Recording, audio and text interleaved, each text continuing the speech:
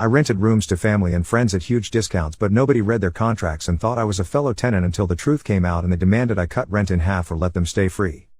I bought my house in March 2020. I was 28 then, and the timing worked out because the previous owners needed to sell fast. They were relocating for work and couldn't wait around. The price was lower than it should have been, and I had been saving for years. The house had 5 bedrooms, 2 full bathrooms, and a partially finished basement. It was too big for just me, but I figured I could make it work. The first year was quiet. I lived alone and worked from home. I set up one bedroom as my office and locked it since I kept work equipment in there. The other bedroom sat empty. In early 2021, I started getting the basement properly finished. I added a kitchenette, a separate entrance, and a full bathroom down there. It took most of my savings, but I wanted the space to be useful. Around the same time, I converted the largest bedroom upstairs into a similar setup with a mini fridge and microwave. The house essentially had 2 studio apartments within it, plus the main living area and 2 regular bedrooms. My younger brother Joseph, 26M, called me in April 2021. He had been laid off and his lease was ending. He asked if he could stay with me for a while. I told him about the basement setup and said he could rent it for $400 a month. That would cover the utilities and some of the property taxes. He moved in 2 weeks later. We wrote up a simple agreement. I kept it straightforward with the rules about noise, guests, and rent due dates. He signed it without reading it closely. I noticed that when he handed me the first rent check, he left the payee line blank. I thought maybe he forgot, so I filled it in myself. A month later, my older brother Derek, 31M, reached out. His wife had left him and he needed a place to stay while the divorce went through. I offered him the converted bedroom upstairs for $450 a month. Same deal as Joseph. He signed the agreement and moved in. His checks also had the payee line blank. I started to think maybe they both just found my last name difficult to spell, so I stopped questioning it. In August 2021, Joseph asked if his friend Joel, 29M, could rent one of the spare bedrooms. Joel was moving to the area for work. I agreed and charged him $500 a month since it was just a regular bedroom with shared access to the main bathroom and kitchen. Joel signed his agreement and moved in. Same situation with the blank checks. By November 2021, Derek mentioned that his coworker Nina, 27F, was looking for a room. She was having issues with her current living situation. I rented her the last spare bedroom for $500 a month. She also signed an agreement and also left the payee line blank on her checks. At that point, I just assumed everyone was doing it for the same reason. The house was full but it worked. Everyone kept to themselves mostly. We had a shared living room and kitchen, but people used their own spaces for the most part. I collected rent on the first of every month. The amounts I charged were well below market rate. A 1-bedroom apartment in our area was going for at least $1,200 at that time. I was basically just covering the increased costs of having people in the house. Things stayed calm for almost 3 years. My brothers and I were not particularly close growing up, but having them around was fine. We would occasionally watch a game together or order pizza. Joel and Nina were polite and quiet. Nobody caused problems. I renewed everyone's leases each year without raising the rent. Last month, my coworker Angela asked if I knew anyone renting out rooms. Her nephew was starting at the community college and needed affordable housing. I told her I was full up. She asked who my landlord was because maybe they had other properties. I looked at her confused. I told her I was the landlord. I own the house. Angela stared at me. She said she had met Joseph at a work event I brought him to, and he had mentioned living in a house with several roommates. She assumed I was one of the roommates. I laughed and explained that no, I owned the place. Everyone else rented from me. She got quiet. Then she said she thought I should know that Joseph had told people at that event that everyone in the house split costs equally and that the landlord was some investor who never came around. I felt my stomach drop. I asked her if she was sure. She nodded. She said she remembered it clearly because Joseph had complained about the landlord raising rent, which made no sense now. I went home that night and thought about the blank payee lines on all the checks. I pulled out the rental agreements. Each one clearly listed my name as the property owner and landlord. My name was on every page. The agreements were not complicated. They were 2 pages each. I decided to bring it up casually. The next evening, I made dinner and invited everyone to eat in the dining room. It had been a while since we all sat together. Over the meal, I mentioned that Angela had asked about renting a room. I said I told her the house was full. Nina asked how long I had owned the place. I said since 2020. The table went silent. Derek put his fork down. He asked what I meant by that. I said I bought the house 4 years ago. Joseph looked at Derek, then at me. He asked if I was saying I was the landlord. I said yes, obviously. I asked if that was not clear. Derek pushed his chair back. He said he had no idea. He thought I was just the person collecting rent for the actual owner. Joseph said the same thing. Joel and Nina both nodded. They all thought I was a tenant too, and that I just handled the rent collection. I asked if they had read the rental agreements they signed. Nobody said anything. Then Derek said he had skimmed it but did not read it carefully. Joseph admitted he had never read his at all. He said he just trusted me. Nina said she thought it was just a roommate agreement. I explained that my name was listed as the owner on every document. I showed them the agreements again. Derek scanned through his copy and his face changed. He said he never put that together. He said he thought the owner's name was listed for legal purposes but that I was acting as a property manager or something. The conversation got tense. Derek said if I owned the house, I should have been more clear about it. I pointed out that I was clear. It was in writing. Joseph said it felt deceptive that I never explicitly said it out loud. I reminded him that he had asked to rent a room from me, not move in as a roommate. He said he did not remember it that way. Nina asked why I was charging them rent if I owned the house. She said it seemed wrong to profit off people I knew. I explained that the rent was far below market rate and barely covered my costs. I was not making a profit. Joel, who had been quiet, said he had always assumed the low rent was because of some kind of bulk rental deal, not because I was giving anyone a discount. Derek stood up. He said that family should not charge family rent. He said if I had told him up front that I own the house, he never would have agreed to pay. I asked where he thought he would have lived instead. He did not answer. Joseph said the same thing. He said I should have let him stay for free, or at least told him the full situation before he signed anything. I told them that I had been subsidizing their housing for years. The rent they paid did not even cover half of what I could have charged. Derek said that did not matter. He said I had tricked them. Nina chimed in, saying she felt uncomfortable now knowing she had been paying me directly. She said she thought her money was going to some company, not to me personally. I left the table. I went to my office and locked the door. I could hear them talking in the dining room for over an hour. When I came out, they were all sitting in the living room. Derek said they had been discussing it, and they wanted me to lower the rent now that they knew I was the owner. He said a 50% reduction would be fair. Joseph said that sounded reasonable. I told them no. Their leases were up for renewal at the end of this month. I said they could either renew at the current rate or leave. Derek laughed. He said I was not serious. I told him I was completely serious. I said if they felt this was unfair, they were welcome to find housing elsewhere. Nina said that was harsh. She said she had been a good tenant and did not deserve to be treated like this. I agreed she had been a good tenant, which was why I was offering to renew her lease. But I was not lowering anyone's rent. Joel asked what market rate was for a room now.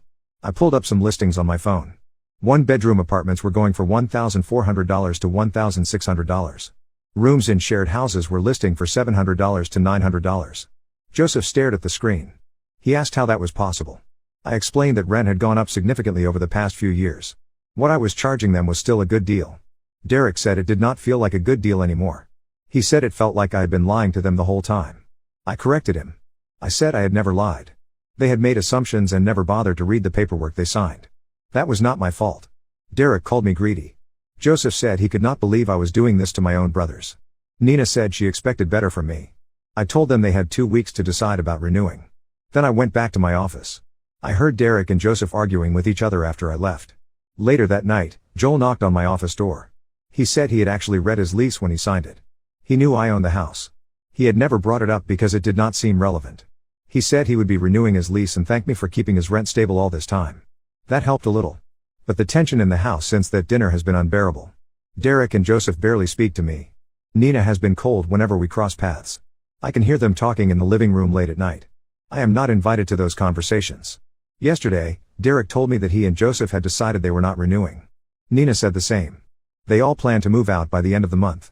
Derek said they were going to find a place together where they did not have to deal with a landlord who pretends to be family.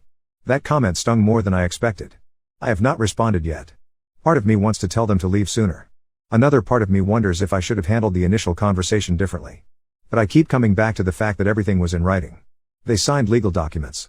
I did not hide anything. Now I have 3 rooms opening up at the end of the month, and the relationship with my brothers might be permanently damaged. Joel is staying, which is something. But I am left wondering if I am the one who messed this up somehow. Update 1: They moved out on schedule. Derek left first, 2 days before the end of the month. He loaded his truck early in the morning and did not say goodbye. Joseph left the next day. He took most of his furniture but left some trash in the basement that I had to clean up. Nina moved out on the last day of the month. She handed me her keys and said she hoped I was happy now. I did not respond. The house was quiet after they left. Joel asked if I was all right. I told him I was fine. He did not push it. We ordered food that night and watched a movie in the living room. It was the first time the space had felt relaxed in weeks. I started looking for new tenants immediately. I posted the rooms online with updated rent prices. The market had gotten more competitive, so I raised the rates to $700 for the regular bedrooms and $800 for the basement. Still below market, but closer to reasonable. I got several inquiries within the first week. Joel mentioned he had a friend from work who was looking for a place. Her name was Becca, 29F. She came by to see the basement. She was a nurse and worked night shifts, so she needed somewhere quiet during the day. The basement setup was perfect for her. She signed a lease to start the following month. Around that same time, I got a message from someone named Taylor, 25F, asking about one of the upstairs rooms. We set up a time for her to visit. She was a grad student and seemed responsible. She took the room that had been Nina's. For Derek's old room, I rented to a guy named Sam, 33M, who worked in IT. He was relocating to the area and needed a short-term place while he figured out if the job would work out. He signed a 6-month lease with an option to extend. The new tenants moved in over the course of 2 weeks. Everyone was polite. Nobody asked if I was the landlord or the owner. I made sure to clarify up front during the tours that I own the house and live there as well. Nobody seemed bothered by that. Becca even said it was a bonus because she preferred renting from individuals rather than companies. Things were going smoothly until about 3 weeks after Joseph moved out. I got a call from a code enforcement officer. He said there had been a complaint filed about my property. Someone reported that the basement apartment did not have proper egress windows and that I was running an illegal rental. I was confused. The basement had been inspected and approved when I had it finished. I told the officer that. He said he still needed to come out and take a look. We scheduled a time for later that week. The inspection happened on a Thursday. The officer walked through the basement with a checklist. He measured the windows, checked the exits, and reviewed my permits. After about an hour, he told me everything was fine. The complaint was unfounded. He said it happens sometimes when people have personal issues with a landlord. He asked if I had any recent disputes with tenants. I told him about Joseph and Derek moving out. He nodded and said that explained it. He closed the complaint and left. I was annoyed but figured that was the end of it. Then 2 days later, I got a text from a number I did not recognize. The message said I should watch my back and that karma was coming for me. I blocked the number. An hour later, another text came from a different number. Same kind of message. I blocked that one too. By the end of the day, I had received 7 messages from different numbers. All of them were variations of the same thing. Calling me a terrible person, saying I deserved what was coming, telling me I had ruined lives. I recognized some of the area codes. A few were local. Others were from the state where my extended family lived. I called Derek. He did not pick up. I called Joseph. He did not pick up either. I sent them both texts telling them to stop. Neither of them responded, but the messages from unknown numbers stopped after that. Joel asked what was going on. I explained the situation. He shook his head. He said he could not believe they were acting like this over rent. Becca overheard and said she had dealt with something similar at a previous place she rented. She suggested I document everything in case it escalated. It escalated. The following week, I found out that Joseph had posted about me on social media. He did not use my name, but he described the situation in enough detail that anyone who knew us would recognize it. He wrote that his sibling had tricked him into paying rent while pretending to be a fellow tenant, and that when he found out the truth, he was kicked out. The post got a lot of attention. People commented calling me manipulative and greedy. A few people shared it. Derek commented on the post, backing up Joseph's version of the story. He added that I had refused to let them stay even after they explained how hard it was to find affordable housing. That was not true. I had offered to let them renew their leases. They were the ones who chose to leave. I did not respond to the post. I figured engaging would only make it worse. But then my aunt called me. She had seen the post through a mutual friend. She asked if it was true that I had been secretly collecting rent from my brothers. I tried to explain what actually happened, but she cut me off. She said it did not matter what the paperwork said. Family should take care of each other. She said my mother would be ashamed of me. That hit harder than I expected. My mother passed away when I was 22. She had always emphasized the importance of looking out for family. But she also taught me not to let people take advantage of me. I tried to tell my aunt that, but she had already hung up. More family members reached out over the next few days. Most of them sided with Joseph and Derek. A couple of cousins sent me long messages about how I should have done better. One uncle told me I needed to make it right by helping my brothers with their new rent payments. I stopped responding to all of them. The house was tense again, but for different reasons. Joel, Becca, Taylor, and Sam were all aware of what was happening. They were supportive, but it was awkward. I spent most of my time in my office. I only came out for meals or when I needed to. Then Joseph and Derek filed a complaint with the tenants' rights organization. They claimed I had failed to disclose that I was the owner, and that I had retaliated against them when they raised concerns. The organization contacted me asking for my side of the story. I sent them copies of the signed lease agreements and a timeline of events. They reviewed everything and closed the case. They said there was no violation. Joseph and Derek's claims did not hold up because the agreements clearly stated my ownership. I thought that would be the end of it, but a few days later, I got an email from Derek. He said he and Joseph were struggling to afford their new place. They were renting a 2-bedroom apartment together and the cost was nearly double what they had been paying me. He asked if I would consider giving them some money to help cover the difference for a few months. He said it was the least I could do after everything. I did not reply to the email. Joel said I should block their numbers and move on.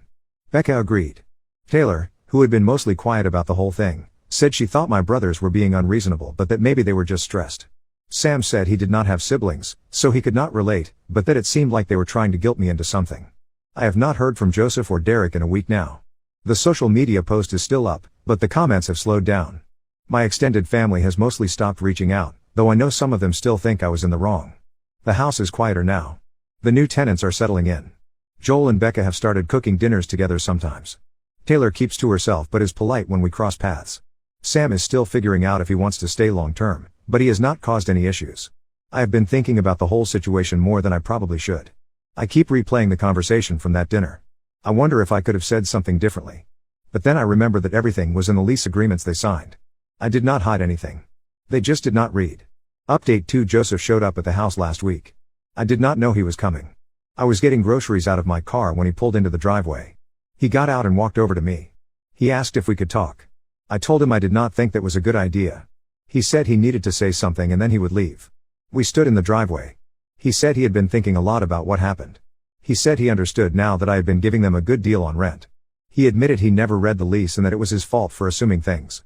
He said Derek was still angry, but that he was trying to move past it. He asked if there was any chance we could fix things between us. I told him I did not know. I asked why he filed the complaint with the tenants' rights organization if he knew I had not done anything wrong. He said Derek convinced him to do it. He said Derek was really struggling with the divorce and had taken everything out on me. Joseph said he went along with it because Derek was his brother and he did not want to make things worse. I asked about the social media post. Joseph looked down. He said he regretted that. He said he had been angry and wanted people to understand his side. But he admitted now that he had exaggerated what happened. He said he would take the post down if I wanted him to. I told him it did not matter anymore. The damage was already done. Joseph nodded. He said he was sorry. Then he got back in his car and left. I brought the groceries inside. Joel was in the kitchen. He asked what that was about. I told him. He said it sounded like Joseph was trying, but that it was probably too late. I agreed. 2 days later, Derek called me. I almost did not answer. But I picked up. He said he heard Joseph had come by. He said he wanted to clear the air too. I asked if he was going to apologize for the complaint and the harassment. He said he did not think he owed me an apology for being upset. He said I should apologize to him for kicking him out when he was going through a hard time. I reminded him that I did not kick him out. He chose not to renew his lease. Derek said it was the same thing. He said I had made it clear I did not want him there. I told him that was not true. I had offered to let him stay at the same rent. He said I should have offered to let him stay for free. The conversation went in circles. Eventually, I told him I needed to go. He said fine, but that he did not think we could have a relationship if I was not willing to admit I was wrong. I said I was not wrong, and I hung up. I have not heard from Derek since. Joseph sent me a text a week later saying the social media post was deleted. I thanked him but did not say anything else. Around the same time, Nina reached out. She sent me an email saying she had been thinking about everything. She said she still thought I should have been more upfront about owning the house, but that she understood why I charged rent. She said she missed living there because her new place was more expensive and not as nice. She asked if I had any openings. I told her I did not. That was a lie. Sam had decided not to renew his lease. He got reassigned to a different office and had to move.